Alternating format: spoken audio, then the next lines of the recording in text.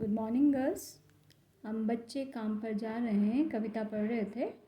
आज हम उससे पहले हमने पढ़ा कि कवि कितने उदासीन है, कितने परेशान हैं छोटे छोटे बच्चों को काम पर जाता हुआ देखकर। उनके मन में प्रश्न उठता है कि क्या सारी गेंदें, खिलौने, किताबें इनके लिए पढ़ने के लिए नहीं है। तो अब आगे प्रश्न करते हुए कवि कह रहे हैं, क्या सारे मैदान, सारे बगीचे और घरों के आंगन खत्म हो गए हैं एकाएक। यानी कवि के मन में लग रहा है कि जहाँ पर जैसे बच्चे खेलते हैं मैदानों में, बागीचों में और घर के आंगनों में, तो कवि को ऐसा लग रहा है कि ये सारे सारे मैदान, सारे बागीचे और घरों के जो आंगन हैं वो एकदम खत्म हो गए हैं। यानी इनके खेलने के लिए स्थान नहीं रह गया है।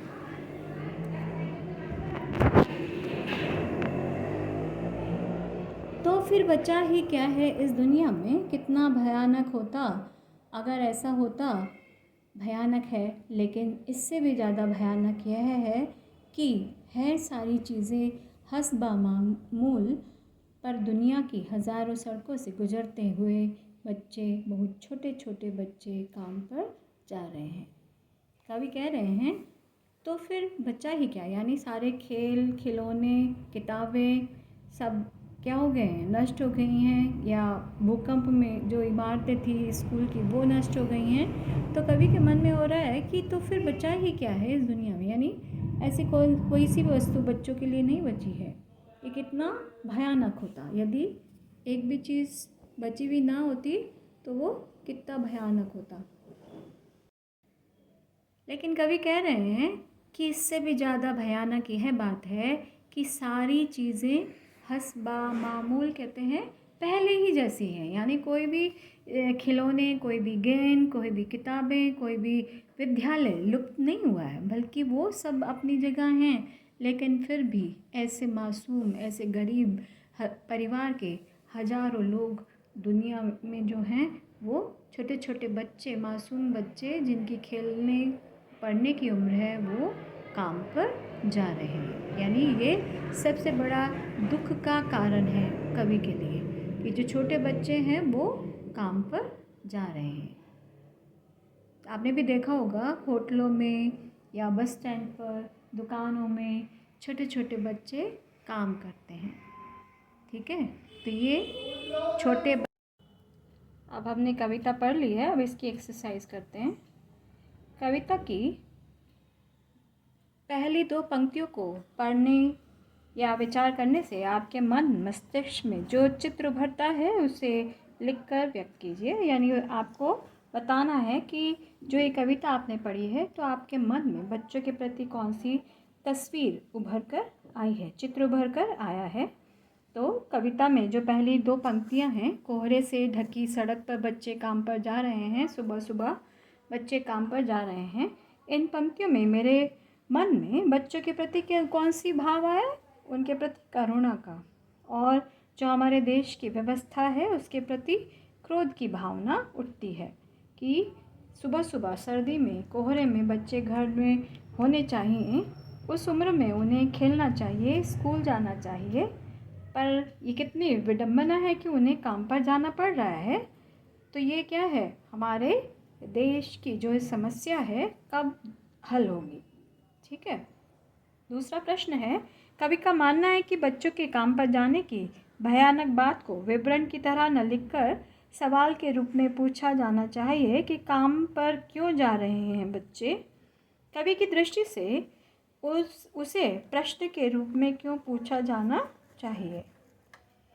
जब तक हमारे मन में किसी चीज़ के प्रति हल ढूंढने की जिज्ञासा नहीं होगी, तब तक उसका हल नहीं हो सकता।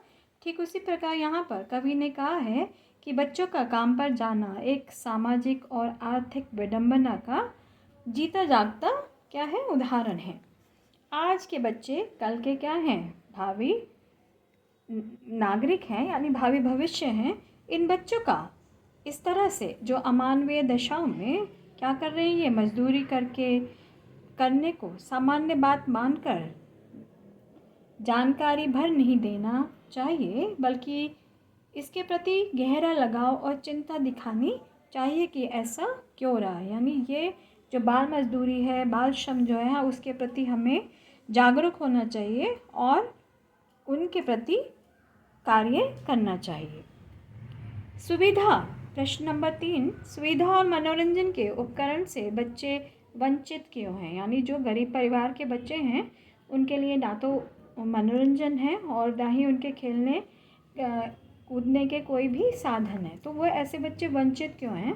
समाज के बड़े वर्ग को आज भी गरीबी का एक क्या मिला है, अभिशाप मिला हुआ है, और इस गरीबी और समाज की व्यवस्था के लिए करोड़ों बच्चों को अपने परिवार की मदद करने के लिए, परिवार की जिम्मेदारियों को बांटने के लिए उन्हें अपना हाथ बटाना पड़ता है।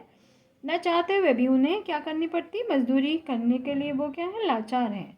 उनके माता पिता के पास ना तो उनके खेलने के लिए खिलौने हैं, ना किताबें हैं, इसीलिए वे उनके जो मनोरंजन के साधन हैं उनसे वो वंचित हैं। दिन प्रतिदिन के जीवन में हर कोई बच्चे को काम पर जाते देख रहा है या रही है, फिर भी किसी को कुछ अटपटा नहीं लगता। इस उदासीनता का कारण हो सकते हैं, यानी प्रश्न नंबर 4 में हम सबको चेताया गया है कि हम सब देखते हैं रोज़ाना कि बच्चे काम पर जा रहे हैं लेकिन हमें फिर भी ख़राब नहीं लगता, तो ऐसी उदासीनता के क्या कारण हो सकते हैं? तो निम्न कारण हो सकते हैं, क्योंकि हम सब क्या हो गए हैं, स्वार्थी हो गए हैं, आत्म केंद्रित हो गए हैं, सिर्फ हम अपने अपने विषय में सोचते हैं, और जो बच्चे काम पर जा रहे हैं उनके प्रति हमारे मन में कुछ भी भाव नहीं आ रहा है। लोग इसके प्रति जागरूक नहीं हैं और वे सोचते नहीं हैं कि सरकार को ऐसा उनके लिए कार्य करने चाहिए। समाज का एक बड़ा वर्ग, यानी जो समाज के हम सब जिम्मेदार लोग हैं, इन बच्चों से काम कराकर मुनाफा कमाकर अपनी जेबें भर रहे हैं, तो वह इस बारे में क्यों नहीं सोचते? यानी कुल मिलाकर बात यह है कि सभी के जिम्मेदार जो लोग हैं, हम सब उन्हीं को इनके प्रति सोचना चाहिए। आपने अपने शहर में प्रश्न नंबर 5 बच्चों को कब कब और कहाँ कहाँ काम करते हुए देखा है? ऑब्वियस है, सबने देखा होगा। जैसे कहाँ पर? दुकानों पर, होटलों में, सब्जियों की दुकान पर, और जो समृद्ध लोग हैं अपने घरों में वो छोटे छोटे बाल मजदूर रखते हैं दिन भर का कार्य करने के लिए। और जितने भी प्राइवेट ऑफिसेज हैं, कार्यालय हैं, वहाँ पर आपने बच्चों को, छोटे छोटे बच्चों को काम करते हुए देखा होगा। ठीक है। अब है प्रश्न नंबर 6, बच्चों का काम पर जाना धरती के एक बड़े हादसे के समान क्यों है? यानी जो छोटे बच्चे हैं जिनको खेलना चाहिए, पढ़ना चाहिए और विद्यालय जाना चाहिए, लेकिन ऐसे जो छोटे बच्चे हैं वो काम पर जा रहे हैं, ये एक हादसे के समान है, क्योंकि बच्चे क्या हैं, राष्ट्र का भविष्य हैं, यानी भावी नागरिक हैं। जिस उम्र में बच्चों को पढ़ना लिखना चाहिए तथा भविष्य के योग्य एवं सुशिक्षित, यानी पढ़ लिख कर एक जिम्मेदार नागरिक होना चाहिए, वे उस उम्र में बाल मजदूरी करते हुए और अपने भविष्य को नष्ट कर रहे हैं। बच्चों का भविष्य नष्ट होना किसी हादसे से कम नहीं है। ठीक है। फिर है, यही तक करेंगे। इसमें आपके प्रश्न करेंगे आप, पहला प्रश्न, तीसरा और छठा, ये आप अपनी फेयर नोटबुक में करेंगे। इसी के साथ हम विराम लेते हैं। धन्यवाद।